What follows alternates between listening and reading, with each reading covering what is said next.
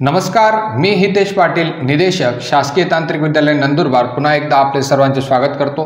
आज आपण pattern of lines बद्दल डिस्कशन करणार आहोत। आजच्या लेक्चरमध्ये आपलं इंट्रोडक्शन पार्ट असणार आहे। तसंच आपण या लेक्चरमध्ये कंटिन्युअस थिक आणि कंटिन्युअस थिन या लाईन्स बद्दल डिस्कशन करणार आहोत आणि त्याची ॲप्लिकेशन कोणकोणते आहेत ते पाहणार आहोत। तर आता आपण एक गोष्ट लक्षात ठेवायची आहे की आपण इंजिनिअरिंग ड्रॉइंगमध्ये वेगवेगळ्या प्रकारच्या लाईन्स ह्या यूज करत असतो ड्रॉइंग करण्यासाठी।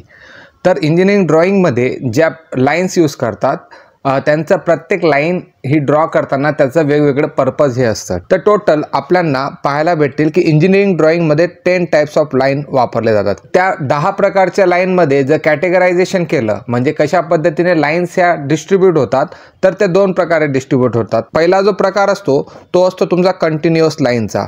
आता मी जर एक समान पॅटर्नने एखादी लाईन ड्रॉ केली तर ही कंटिन्युअस लाईन बनते। आणि नॉन कंटिन्युअस टाईपमध्ये तुम्ही शिकला असणार की डॉटेड लाईन अशा ज्या लाईन्स असतात त्या तुमच्या नॉन कंटिन्युअस टाईपमध्ये येतात। तर कंटिन्युअस ज्या लाईन आहेत त्याचे टोटल 4 प्रकार आहेत। Type A, type B, type C आणि टाईप डी असे जे 4 प्रकारच्या लाईन्स असतात त्यांना कंटिन्युअस लाईन म्हणतात। आणि ई ते के पर्यंत ज्या लाईन असतात त्यांना नॉन कंटिन्युअस लाईन म्हणतात। तुम्हाला लाईनचे पॅटर्न आहेत त्याचा जो IS कोड आहे त्याच्यावर प्रश्न विचारला जाऊ शकतो। अत्यंत जी डिफिकल्ट एक्झाम असेल तिच्यामध्ये हा कोड जो आहे तो विचारला जातो। बट आजपर्यंत फक्त 1 ते 2 एक्झाममध्येच हा कोड विचारला गेलेला आहे। IS 10714 1983 हा कोड विचारला गेलेला होता, एकदाच विचारला गेलेला आहे एका एक्झाममध्ये। तर आपण आता एक एक करून प्रत्येक लाईनचं पॅटर्न काय आहे आणि त्याचे थिकनेसचं पॅटर्न काय आहे त्याच्या आधी मी तुम्हाला एक गोष्ट इथं क्लिअर करून देतो। आता मी जसं सांगितलं की 10 प्रकारच्या लाईन्स आहेत। पहिला कंटिन्युअस आणि नॉन कंटिन्युअस। कंटिन्युअसमध्ये काही लाईन तुम्हाला थिक लाईन पाहायला भेटतील, थिक लाईन, आणि काही लाईन तुम्हाला थिन लाईन पाहायला भेटतील। तसेच नॉन कंटिन्युअसमध्ये सुद्धा थिक आणि थिन हा प्रकार येईल। तर ही थिकनेस जी असते ती कशावर डिपेंड असते तर तुम्ही जी लाईन ड्रॉ करत आहात त्याची थिकनेस किती आहे त्याच्यावर डिपेंड असते। तर कंटिन्युअस लाईनमध्ये थिकनेस जनरली 0.5 mm जर असेल तर तिला आपण थिक लाईन म्हणतो।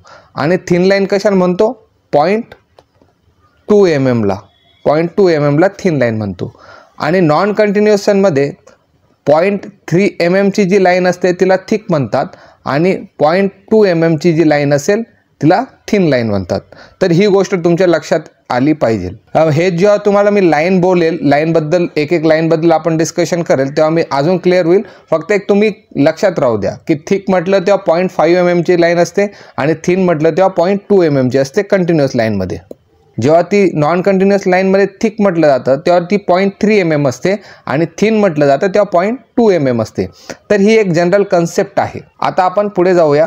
पहिली जी लाईन आहे ती आहे आपली continuous thick line. Continuous thick लाईनला ए टाईपची लाईन सुद्धा म्हणतात। आता मी तुम्हाला बोललो होतो की कंटिन्युअस लाईनचे टोटल 4 प्रकार आहेत, त्याच्यापैकी A type, B type, C type आणि डी टाईप असे प्रकार आहेत। तर पहिला जो प्रकार आहे कंटिन्युअस थिक लाईनचा, तर कंटिन्युअस थिक लाईन काय असेल, कंटिन्युअस थिक लाईन जी असेल तिची थिकनेस, आता इथं काय शब्द वापरला आहे थिक लाईन, तर थिक लाईन आहे म्हणजे तिची थिकनेस काय असेल 0.5 mm। कंटिन्युअस लाईन आहे म्हणून 0.5 mm आहे। याच लाईनला ऑब्जेक्ट लाईन सुद्धा म्हणतात। तर ऑब्जेक्ट लाईन का म्हणतात कारण की त्याचं जे ॲप्लिकेशन आहे त्याच्यावरून तुम्हाला लक्षात येईल। तर कंटिन्युअस थिक लाईन आपण कुठं वापरतो, जर समजा एखादा ऑब्जेक्ट आहे, समजा हा एक ऑब्जेक्ट आहे, जसा मी ड्रॉ केला त्याची जी विजिबल म्हणजे जी आपल्याला दिसते ती आउटलाईन जर तुम्हाला ड्रॉ करायची असेल तर तुम्ही कोणती लाईन वापरता, कंटिन्युअस थिक लाईन वापरतात। नंतर समजा हा जो ऑब्जेक्ट आहे त्याच्यावर अजून एक ऑब्जेक्ट आहे, तर ही त्याची दुसऱ्या ऑब्जेक्टची एज झाली, काय झाली एज, ती विजिबल आहे, आपल्याला समोरून दिसते की ते एक एज आहे। ती जी एज आहे तिला रिप्रेझेंट करण्यासाठी सुद्धा आपण कंटिन्युअस थिक लाईन वापरतो। म्हणजे जे आपल्याला डोळ्यांनी दिसेल त्या ज्या एजेस आहेत त्याच्यासाठी आपण कंटिन्युअस थिक लाईन वापरतो। आणि ह्या ज्या कंटिन्युअस थिक लाईन आहेत त्याच्यावरून समजतं की आपल्याला ऑब्जेक्ट कोणता आहे, हा ऑब्जेक्ट कोणता आहे। जसं समजा मी तुम्हाला एखादा सर्कल ड्रॉ केला तर सर्क्युलर ऑब्जेक्ट आहे, तर तुम्हाला समजतं आहे ते कशावरून समजते, कंटिन्युअस थिक लाईनच्या बॉर्डरमुळे, तर म्हणून त्याला आपण ऑब्जेक्ट लाईन सुद्धा म्हणतो। ही झाली तुमची ए टाईपची लाईन। टोटल आपले किती प्रकार आहेत, 10 प्रकार आहेत। त्याच्यापैकी हा झाला तुमचा पहिला प्रकार कंटिन्युअस थिक लाईनचा। फिगरमध्ये पाहून घ्या, हे पहा ही व्हिजिबल आउटलाईन आहे. काय आहे? Visible outline. तर हिची थिकनेस किती असेल? 0.5 mm. नंतर ही एज आहे, ही जी आहे ती एज आहे, व्हिजिबल एज. तर ती काय असेल? तुमची टू ड्रॉ व्हिजिबल एज. हे एक कंटिन्युअस थिक लाईनचं अप्लिकेशन आहे. आता पुढची आपण कोणती लाईन आहे ते पाहूया. Continuous thin line. तर जी कंटिन्युअस थिन लाईन आहे तिला बी टाईपची लाईनही म्हणतात. तिला काय म्हणतात? बी टाईपची लाईन. अप्लिकेशन याचे सर्वात जास्त आहेत आणि ही सर्व ठिकाणी वापरली जाते. तर हिचे अप्लिकेशन आहेत ते पहा, B1, B2, B3, B4, B5, B6, B7, B8 आणि B9. एवढे तिचे अप्लिकेशन आहेत आणि हा जो पार्ट आहे तो मोस्ट इम्पॉर्टंट बनून जातो तुमचा. जसं मी बोललो की पहिल्या शीटमध्ये की थिन लाईन जेव्हा बोलतात आणि ती कंटिन्युअस जेव्हा असते तेव्हा काय असतं? त्याची जी थिकनेस असते 0.2 mm असते. किती असते? 0.2 mm. तर थिन लाईनची जी थिकनेस आहे ती किती आहे? 0.2 mm जेव्हा कंटिन्युएशनमध्ये असेल तेव्हा. तर आता याचा वापर कुठे कुठं होतो? जेव्हा इमॅजिनरी लाईन्स ऑफ इंटरसेक्शनचे जे इमॅजिनरी लाईन्स असतात जे आपल्याला डोळ्यांनी दिसत नाही बट तुम्ही इमॅजिन केलेली असते ती लाईन तिथं आहे, तेव्हा तुम्ही कोणती लाईन ड्रॉ करतात? तर कंटिन्युअस थिन लाईन ड्रॉ करतात. डायमेन्शन लाईन B2 जी असते ती डायमेन्शन. इथं पहा, इथं हा जो सेक्शन आहे त्याचं डायमेन्शन देण्यासाठी ही बारीक अशी एक लाईन ड्रॉ करतात, तिला म्हटलं जातं डायमेन्शन लाईन. ती जी डायमेन्शन लाईन आहे ती ड्रॉ करण्यासाठी तुम्ही वापरतात कंटिन्युअस थिन लाईन वापरतात. नंतर प्रोजेक्शन लाईन्स. तुम्ही जेव्हा ड्रॉइंग करायचे तेव्हा ड्रॉइंग पेपरचे असे 4 पार्ट करायचे आणि 4 पार्टमध्ये इथं एखादा पार्ट ड्रॉ केला तर त्याचे प्रोजेक्शन हे दुसऱ्या अँगलमध्ये घेण्यासाठी ज्या लाईन ड्रॉ केल्या जायच्या ती सुद्धा कोणती राहायची? ती कंटिन्युअस थिन लाईन राहायची. नंतर एक्सटेन्शन लाईन. काही पार्टचं जेव्हा एक्सटेन्शन होतं, आता पहा इथं हा जो पार्ट आहे याला एक्सटेन्शन दिलेलं आहे, एक्सटेन्शन केलेलं आहे. तर ही जी लाईन तुम्ही ड्रॉ केली तिला म्हटलं जातं एक्सटेन्शन लाईन आणि ती कोणत्या टाईपची असते? ती कंटिन्युअस थिन टाईपची असते.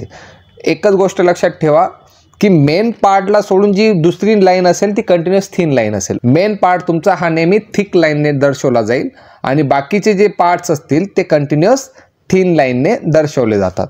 नंतर लीडर लाईनबद्दल मी पुढच्या स्लाईडमध्ये बोलतो. हॅचिंग तिथं पुढच्या स्लाईडमध्ये बनतो कारण की लीडर लाईन जी आहे ती महत्त्वाची येऊन लागते.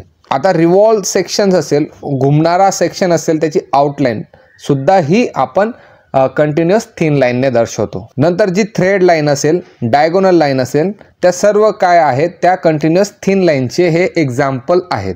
थ्रेड लाईन पहा, इथं थ्रेड आहे, इथं जी दाखवलेली आहे ती थ्रेड लाईन आहे. तर थ्रेड लाईनसुद्धा आपण कशाने दाखवतो? कंटिन्युअस थिन लाईनने. नंतर ही पहा, इथं असा डायगोनल बनलेला आहे, हा तुमचा मेन पार्ट होता. बट इथं जो डायगोनल फॉर्म झाला, इथं जे डायगोनल फॉर्म करण्यासाठी तुम्ही ज्या लाईनचा वापर केला ती कोणती होती? ती कंटिन्युअस थिन लाईन होती. हे सुद्धा कंटिन्युअस थिन लाईनचं एक एक्झाम्पल आहे. नंतर हे पहा, हा जो सेंटर होता तर शॉर्ट सेंटरला तुम्ही जी लाईन ड्रॉ केलेली आहे तिला सुद्धा ती आपण कंटिन्युअस थिन लाईनने, म्हणजे एकदम सोपं आहे, जास्त डोक्याला ताण घ्यायचं नाही. तुमचा हा मेन पार्ट आहे आणि त्याच्यावर एखादी वस्तू तुम्हाला ड्रॉ करायची आहे, त्याच्यामध्ये तुम्हाला एखादी सेंटर लाईन ड्रॉ करायची आहे किंवा हा मेन पार्ट तुमचा कट असेल तेव्हा हॅचिंग लाईन तुम्हाला द्यायची असेल तर मेन पार्ट तुमचा कंटिन्युअस लाईनचा असेल, कंटिन्युअस थिक लाईनचा असेल. बट जो मधला पार्ट आहे तो कंटिन्युअस थिन लाईनने बनला जातो. त्या सर्व इमॅजिनरी लाईन असतात. साध्या डोळ्यांनी पाहिलं तेव्हा त्या दिसणार नाहीत, बट तुम्हाला इमॅजिन करून तुम्ही त्या लाईन ड्रॉ केलेल्या असतात.